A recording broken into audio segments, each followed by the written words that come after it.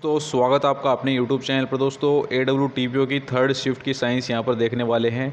जो क्वेश्चंस मेरे पास यहाँ पर आए हैं सारे एक एक करके यहाँ पर देखने वाले हैं।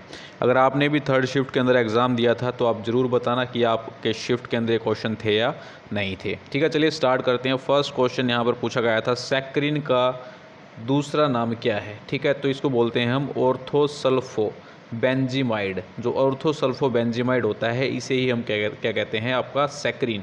और ये आपका first popular artificial sweetening agent था। एग्जामिनर आपसे पूछ सकता है कि first popular artificial sweetening agent कौन सा था, तो ये था आपका सैक्रिन, और जिसका दूसरा नाम रहेगा आपका ऑर्थोसल्फो बेंजीमाइड।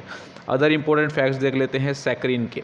फर्स्ट दे रखा आपका, it has been used as sweetening agent ever since it discovered in 1879। दोस्तों इसकी जो डिस्कवरी थी, डिस्कवरी से भी क्वेश्चन बन रहे हैं आपके, तो ये इसको याद रखना है। इसकी डिस्कवरी थी आपकी 1879 के अंदर, और तब से ही इसको स्वीटनिंग एजेंट के रूप में यूज में लाया जा रहा है।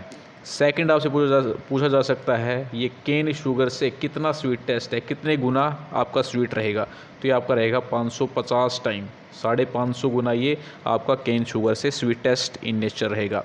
थर्ड जो इंपॉर्टेंट पॉइंट है, ये क्वेश्चन भी आपको पूछा गया था, ये आपका एक्सक्रीट किया जाता है यूरिन के अंदर, जो कि आपका अनचेंज्ड रहता है। कौन? सैक्रिन। सैक्रिन आपका एक्सक्रीट किया जाता है यूरिन के अंदर, ये भी आपका एग्जामिनर पूछ चुका है। नेक्स्ट इंपॉर्टेंट पॉइंट है, it appears to be entirely inert and harmless when taken. Its use is of great value to diabetic person and people who need to control intake of calories. ये आपका diabetic persons को दिया जाता है। ठीक है, और ये कम्प्लीटली आपका हार्मलेस होता है और इनर्ट रहता है। जिन भी पेशेंट्स को जो आपकी कैलोरीज़ हैं, जो आप फूड के अंदर कैलोरीज़ लेते हैं, उनको अगर कंट्रोल करना है तो आपका ये सैक्रिन यूज़ में लाया जाता है। नेक्स्ट क्वेश्चन आपका पूछा गया था, इलेक्ट्रोमैग्नेट को बनाने के लिए कौन सा मोस्ट सुटेबल मटेरियल आपका रहता है, तो होता है आपका सॉफ्ट आयरन। ठीक है, इलेक्ट्रोमैग्नेट का यूज़ करने, इलेक्ट्रोमैग्नेट बनाने के लिए जो आपके मटेरियल यूज़ में लाया जाता होता है सॉफ्ट आयरन। और कौन कौन से हैं आपके, stainless steel, silver, soft iron बता दिया आपको, निकिल। ठीक है, या सारे आपके इलेक्ट्रोमैग्नेट्स बनाने के अंदर यूज़ में लाए जाते हैं। लेकिन आपसे एग्जामिनर पूछ ले कि सॉफ्ट आयरन ही क्यों लाया जाता है, तो आपको बताना है कि इसके अंदर बेस्ट मैग्नेटाइजिंग और डीमैग्नेटाइजिंग प्रॉपर्टी होती हैं। किसके अंदर? सॉफ्ट आयरन के अंदर आपकी बेस्ट मैग्नेटाइजिंग और डीमैग्नेटाइजिंग प्रॉपर्टी होने के कारण जो सॉफ्ट आयरन होता है वो आपका मोस्ट सुटेबल होता है। Next, chemistry in everyday life के अंदर मैंने आपको कैटायनिक डिटर्जेंट करवाया था, इससे आपके 2 क्वेश्चन पूछे गए थे। ठीक है, कौन कौन से क्वेश्चन थे? एक तो आपका ये पूछा गया था, इसका एग्जाम्पल कौन सा आपका कैटायनिक डिटर्जेंट रहेगा, तो ये आपका cetyl trimethyl ammonium bromide cetyl trimethyl ammonium bromide, cetyl tri methyl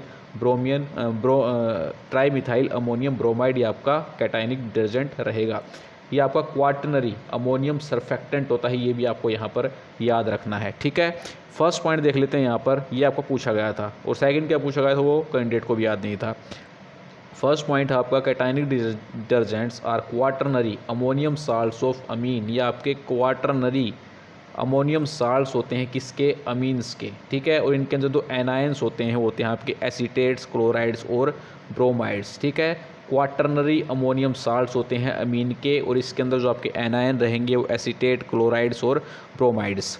second point है आपका, the cationic part consist of long hydrocarbon chain and positively charge nitrogen atom. जो इसका कैटायनिक पार्ट आपका होता है उसके अंदर आपकी लॉन्ग हाइड्रोकार्बन चेन होती है, और उसके अंदर आपका पॉजिटिवली चार्ज नाइट्रोजन एटम रहता है। और इसके अंदर आपका जो सेंटर के अंदर होता है अमोनियम सल्फेट, जो कि आपका पॉजिटिवली चार्ज रहता है। सेंटर के अंदर आपका अमोनियम सल्फेट पॉजिटिवली चार्ज, और इसके अंदर नाइट्रोजन एटम, ये भी आपके पॉजिटिवली चार्ज होते हैं, और आपकी लॉन्ग हाइड्रोकार्बन चेन रहेगी। थर्ड पॉइंट है, fabrics can easily absorb cationic detergent. Examiner पूछ सकता है कौन इजीली कैटायनिक डिटर्जेंट्स को इजीली अब्जॉर्ब कर लेते हैं, तो होते हैं आपके फैब्रिक्स, ये आपके इजीली अब्जॉर्ब कर लेते हैं कैटायनिक डिटर्जेंट्स को।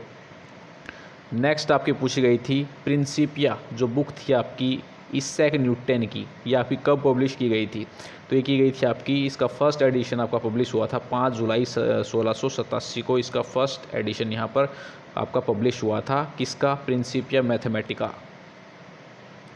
नेक्स्ट आपका फेराडे लॉ ऑफ इलेक्ट्रोलाइसिस से क्वेश्चन पूछा गया था, ये मैंने आपको इलेक्ट्रोकेमिस्ट्री के अंदर करवाया था। ठीक है, दोनों लॉ आपको पता होना चाहिए, फर्स्ट लॉ और सेकंड लॉ। फेराडे के दो लॉ वेरी वेरी इंपॉर्टेंट हैं।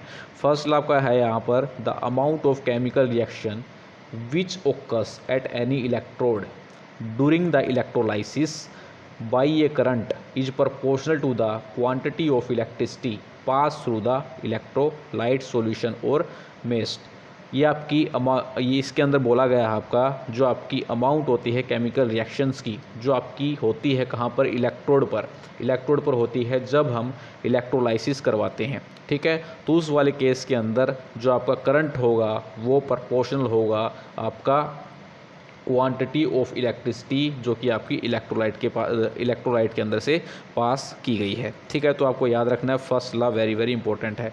सेकंड लॉ यहाँ पर दे रखा है, the amount of different substance liberated by the same quantity of electricity passing through the electrolyte solution are proportional to their chemical equivalent weights. इसके अंदर आपका जो अमाउंट होती है किसकी, इलेक्ट्रिसिटी की, जो आपकी इलेक्ट्रोलाइटिक सॉल्यूशन के अंदर से क्या की जाती है, पास की जाती है, तो उसकी जो आपकी अमाउंट होती है वो आपकी प्रोपोर्शनल होती है किसके, केमिकल इक्विवेलेंट वेट्स के। ठीक है, तो दोनों आपको याद रखने हैं।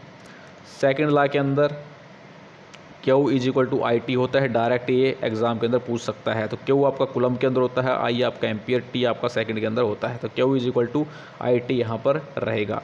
एक और इम्पोर्टेंट पॉइंट यहाँ पर बनता है एफ की, 1F की आपसे वैल्यू पूछी जा सकती है। Faraday quantity of electricity is called as Faraday.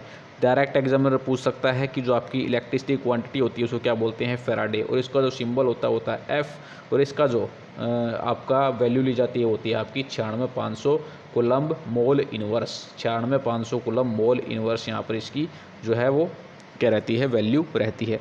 Next आपका आता है फंडामेंटल क्वांटिटीज़ कौन कौन सी हैं, बार बार पूछा गया है आज वाली शिफ्टों के अंदर। तो ये होती हैं आपकी 7 होती हैं total, length, mass, time, electric current, amount of substance, luminous intensity और टेम्परेचर, ये सारी आपकी फंडामेंटल यूनिट होती हैं। नेक्स्ट आपको पूछा गया था रेजिस्टिविटी की यूनिट क्या है, तो इसकी है ओम मीटर। रेजिस्टिविटी की यूनिट क्या है आपकी, ओम मीटर, और इसको डिनोट किया जाता है आपका रो के द्वारा। ठीक है, ये क्वेश्चन भी मैंने करवा रखा था और इजी क्वेश्चन था। कंडक्टिविटी आपसे नेक्स्ट वाली शिफ्ट के अंदर पूछा जा सकता है। ठीक है, तो इसकी जो आपकी यूनिट रहती है आपकी सीमन्स, इसकी जो यूनिट रहती है।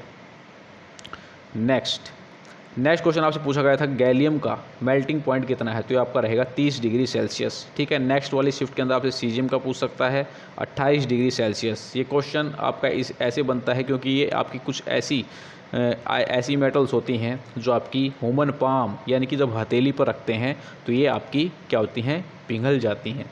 ठीक है, सीजियम और गैलियम।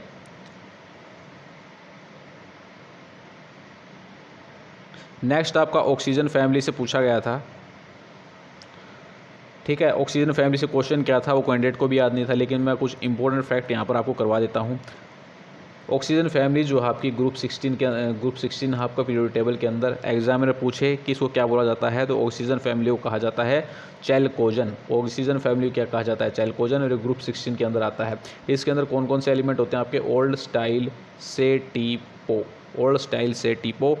ओल्ड से बन गया ऑक्सीजन, से बन गया सल्फर, सी से बन गया आपका सेलेनियम, और टी से बन गया आपका टेल्यूरियम, और पो से बन गया आपका पोलोनियम। ठीक है, और जो पोलोनियम होता है आपका एक रेडियो एक्टिव एलिमेंट होता है, ये आपसे पूछा जा सकता है इनमें से कौन सा आपका एक रेडियो एक्टिव एलिमेंट है, तो पोलोनियम जो आपका रहेगा ऑक्सीजन फैमिली के अंदर आपका रेडियो एक्टिव एलिमेंट रहेगा। अगर आपसे इलेक्ट्रॉन गेन एंथैल्पी पूछे तो ये आपकी इसकी इलेक्ट्रॉन गेन एंथैल्पी रहेगी। ठीक है, SETEPO। ठीक है, SETEPO ये आपके क्या रहेंगे, इस साइड में आपके इंक्रीजिंग ऑर्डर में रहेंगे। S की सबसे ज़्यादा होती है, फिर आपकी आएगी ऑक्सीजन की। ठीक है, तो ये आपका ये इलेक्ट्रॉन गेन एंथैल्पी का ऑर्डर रहेगा, ये आपको याद रख लेना है। नेक्स्ट आपसे पूछा जा सकता है मेटेलिक प्रॉपर्टीज़, तो ये इसका ऑर्डर रहेगा, इसको भी आपको याद रख लेना है। मेटेलिक प्रॉपर्टीज़ आपकी ऑक्सीजन फैमिली के अंदर ये रहेगी। नेक्स्ट पॉइंट बनता है आपका ऑक्सीजन फैमिली के अंदर रेयरेस्ट एलिमेंट कौन सा है आपका ग्रुप 16 के अंदर। ठीक है, तो ये रहेगा आपका पोलोनियम, और यही आपका रेडियो एक्टिव एलिमेंट है। नेक्स्ट लेंथेनाइड और एक्टेनाइड से क्वेश्चन पूछा गया था, एग्जैक्ट क्वेश्चन नहीं मिल पाया, लेकिन मैं यहाँ पर कुछ इंपॉर्टेंट फैक्ट्स बता देता हूँ यहाँ पर, ताकि आने वाली शिफ्टों के अंदर अगर आए क्वेश्चन तो आप गलत ना करो। फर्स्ट यहाँ पर इंपॉर्टेंट पॉइंट बनता है, लेंथेनाइड और एक्टिनाइड्स को क्या कहा जाता है? तो इनको कहा जाता है inner transition elements, inner transition elements कहा जाता है। सेकंड पॉइंट है the first and last element of lanthanoid series, कौन कौन से हैं? तो यहाँ पे CE और LU, CE और LU आपके फर्स्ट और लास्ट एलिमेंट रहेंगे लेंथेनॉइड सीरीज के अंदर। नेक्स्ट पॉइंट है एटॉमिक नंबर क्या रहेगा आपका एक्टिनॉइड्स का? तो ये कहाँ से कहाँ तक होता है आपका? 89 से लेके 103 तक आपका जो है इसका एटॉमिक नंबर रहता है। लेंथेनाइड सीरीज का पूछे तो इसका रहता है आपका 57 to 71। एक एग्जामिनर क्वेश्चन ये सारे क्वेश्चन TCS पूछ चुका है, आने वाले शिफ्टों में अंदर शायद पूछ ले वो भी। नेक्स्ट आपका what are the elements with lanthanum in group 3 and period 6? Group 3 और पीरियड 6 के अंदर क्या रहते हैं आपके? तो ये होते हैं आपके लेंथेनोइड्स। ठीक है, याद रख लेना, ग्रुप 3 और पीरियड 6 के अंदर क्या रहेंगे आपके? लेंथेनोइड्स। नेक्स्ट आपका इम्पल्स से 2 क्वेश्चन पूछे गए थे। ठीक है, सारी शिफ्टों में इम्पल्स से क्वेश्चन आए हैं। तो इम्पल्स क्या होता है? फोर्स और टाइम का प्रोडक्ट होता है। इम्पल्स आपका फोर्स और टाइम का प्रोडक्ट रहेगा। यूनिट क्या रहती है इसकी? न्यूटन सेकंड इसकी यूनिट रहती है। डायमेंशन फार्मूला है MLT-1, MLT-1 इसका डायमेंशन फार्मूला रहता है। एप्लीकेशन देखिए कुछ, इसके एप्लीकेशन है first, A cricket player lowers his hands while catching the ball. By doing so the time of impact increases, hence the effect of force decreases. जब जो cricket player होते हैं जो कैच लेते हैं तो हाथ को नीचे की तरफ लेकर जाते हैं। ऐसा करने से क्या होता है? जो इम्पैक्ट की टाइमिंग होती है वो इंक्रीज हो जाती है, और जो फोर्स लगता है ना भाई, एकदम बॉल जब आके लगती है हाथ पर तो इतना दर्द नहीं होता है। आपने प्रैक्टिकल भी करके देख रखा हो, जब कुछ जो बच्चे हैं वो क्रिकेट खेलते हैं तो अगर हम नीचे की तरफ हाथ को लेकर जाते हैं तो बॉल का जो दर्द होता है हाथ पर वो कम होता है, क्योंकि जो फोर्स होता है वो कम हो जाता है। नेक्स्ट है when a person falls from a certain height on a floor he receives more injuries as compared to falling on heap of sand। अगर कोई पर्सन एक हाइट से फ्लोर पर गिरता है और सैंड पर यानी कि रेत पर गिरता है, तो अगर हम फ्लोर पर गिरेंगे तो वहाँ पर ज़्यादा दर्द होता है, लेकिन जो सैंड पर जब हम गिरते हैं तो उसके अंदर आपका कम यहाँ पर नुकसान होता है, यानी कम इंजरीज होने के चांसेस रहते हैं। ठीक है, ऐसा क्यों होता है? ऐसा इसलिए होता है क्योंकि जो आपका सीमेंटेड फ्लोर होता है इसके अंदर क्या होता है, टाइम जो होता है वो आपका इंक्रीज हो जाता है, और जो आपका फोर्स है वो हो जाता है कम, किसके अंदर? सैंड के अंदर। ठीक है, तो इसीलिए इंजरीज़ के यहाँ पर चांसेस कम हो जाते हैं। तो यही इम्पल्स की एप्लीकेशन एक रहेगी, ये भी आपको याद रख लेनी है। Next, the shock absorbers provide the vehicles helps to travel smoothly on a uneven road. It is because the shocker increase the time of impulse which reduce the force. उबड़ खाबड़ जब रास्ते होते हैं, उन उबड़ खाबड़ रास्तों में जब हम व्हीकल चलाते हैं तो उनके अंदर क्या यूज में लाए जाते हैं? हम शॉक एब्जॉर्बर्स होते हैं, वो क्या करते हैं? झटके नहीं लगने देते हैं, काफ़ी कम शॉक से यहाँ पर लगते हैं। और ऐसा क्यों होता है? क्योंकि जो आपका टाइम ऑफ इम्पल्स होता है वो इंक्रीज हो जाता है, और फोर्स जो होता है आपका कम हो जाता है, जिससे कम यहाँ पर शॉक्स लगते हैं उबड़ खाबड़ वाली जगह के अंदर। तो दोस्तों ये कुछ क्वेश्चन मेरे पास आए थे जो मैंने आपको बता दिए हैं, और कल आपका अगर एग्ज़ाम हो तो आपको हेल्प मिल जाए थोड़ी बहुत, इसीलिए मैंने यही वीडियो आपके लिए बनाया है। तो मिलते हैं दोस्तों नेक्स्ट वीडियो के अंदर। जय हिंद, जय भारत।